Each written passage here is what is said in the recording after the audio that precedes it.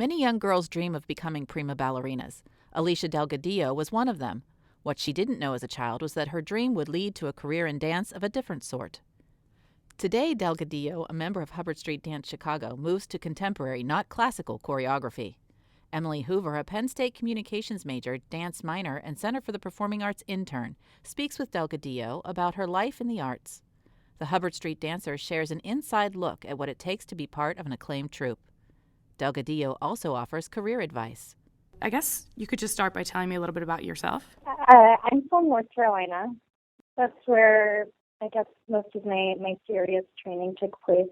And then after I graduated high school, I moved to New York to do the Ailey Fordham BFA program. And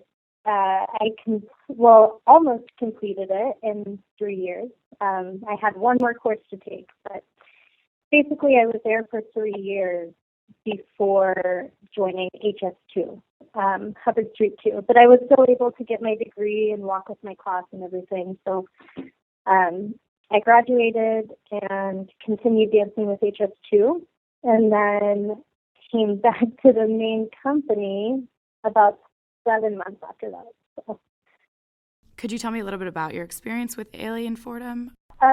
The biggest reason that I decided to go to Ailey Fordham was the location, honestly. I wanted to be in New York, and I wanted a degree. I wanted to continue my education outside of dance. Fordham's a great school, and Ailey really helps prepare me for a professional career. They offer a ton of technical classes and, they encourage their dancers to use the city and to use the resources at Ailey and choreograph on each other. And it's really a wonderful place. Did anyone ever inspire you to become a dancer? I don't know, like when you were younger, who was your sort of inspiration if you had something like that? Well, this is funny because for the longest time I wanted to be a ballerina. And I really looked up to Paloma Herrera of ABT. So she was kind of a very strong influence. And this was like before YouTube, really. So I never got to see her perform.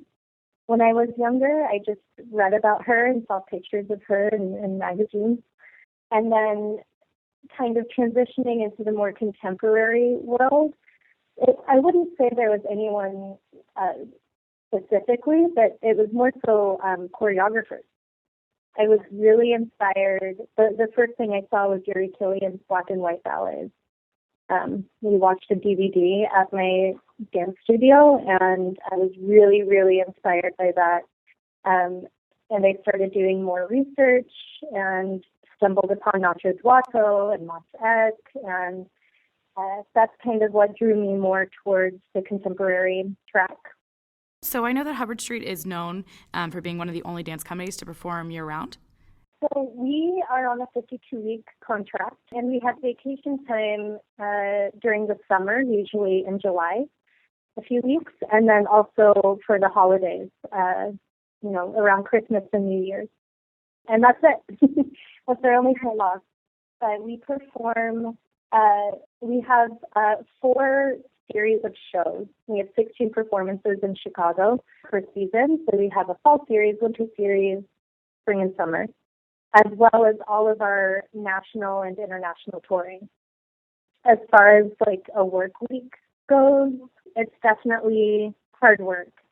We are in the studio typically Monday through Friday from 10 a.m. to 6 p.m., starting with a ballet class at 10 in the morning. We have an hour for lunch, and the rest of the hours are just filled up with rehearsals, new creations.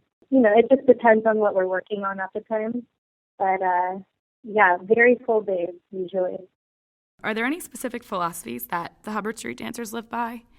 Anything specific to, kind of the way that you guys work together or, work with your choreographer or anything like that? Yeah, well, I would say the organization is very top-down. So our artistic director, Glenn Edgerton, is one of the most amazing directors. I mean, I don't have much experience outside of Hubbard Street, but he's fantastic in the way that he's very open-minded, and he just wants to see the individual first. He wants to see the individual succeed, and also be open. And when you promote that kind of like creative, happy, energizing environment, like the group just tends to mesh well. I mean, that's the biggest thing at Hubbard Street, is just staying open and a little bit go with the flow, because it's constantly shifting and changing in terms of the work that we're doing, as well as who we're dancing with at specific moments and where we are performing. You're working with William Forsythe's work, right? Yeah. The critics have said that people who wouldn't even go see a dance show would really enjoy this piece of work. So can you attest to that at all, or tell me a little bit about working with the choreography? Yeah, I mean, it was a really, really incredible experience. We just performed our fall series a few weeks ago, but William Forsythe came in for one of those weeks. I think it was our third week in process, and just kind of, I don't think we ran the pieces at all when he was here. And he just wanted to see and play.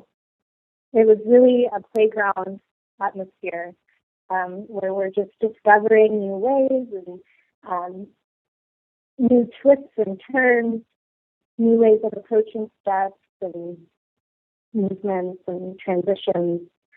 It was really, really a wonderful experience, and one that I think changed all of our dancing. I don't think anyone is the same dancer they were before the Forsythe program. It seems like we've all kind of elevated. Have you ever choreographed?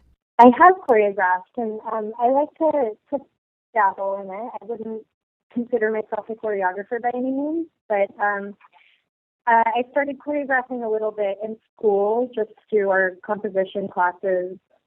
But I enjoyed it, so I put a couple pieces out into the student showcases, and I've also choreographed here at Hubbard Street. We have a program called Inside Out, where the dancers get the chance to choreograph on each other. Really, really cool program, and a lot of in-house choreographers have been discovered through that program. What's the best advice you've ever gotten, and do you have any advice for an aspiring professional dancer? I would probably say the best advice I've ever gotten is to trust your gut.